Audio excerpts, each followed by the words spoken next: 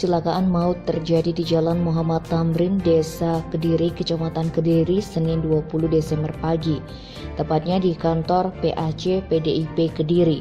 3 masyarakat umum yang lagi duduk di pinggir trotoar diseruduk mobil minibus Avanza hitam. Mereka yang informasinya bekerja sebagai buruh pikul lagi menunggu jemputan sambil merokok. Dari 3 orang tersebut, 1 diantaranya meninggal dunia atas nama Jeffrey dari Jember, Jawa Timur akibat luka di bagian kepala.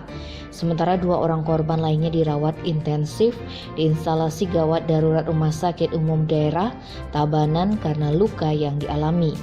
Mereka yang luka antara lain Sugeng Haryanto dan Muhammad Purwanto. Keduanya berasal dari Jember, Jawa Timur. Sedangkan pengendara yang menabrak ketiga orang tersebut bernama Inyoman Wira Adnyana dari Slemadeg Timur. Kepala Satuan Lalu Lintas Polres Tabanan AKP Kanisius Ranata memaparkan kecelakaan tersebut diduga terjadi lantaran mobil melaju oleng ke kiri. Sementara para korban sedang duduk di pinggir trotoar. Mereka langsung disapu moncong mobil yang lajunya kencang. Mereka terpental satu persatu. Bahkan ada yang terbawa sampai mobil itu berhenti di depan konter ponsel di sebelah kiri kantor PAC.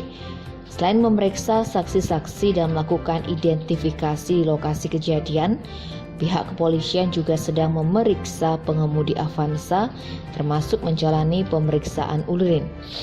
Namun dari hasil pemeriksaan sementara menurut Kanisius, pengemudi diduga mengantuk atau tekanan darahnya kumat.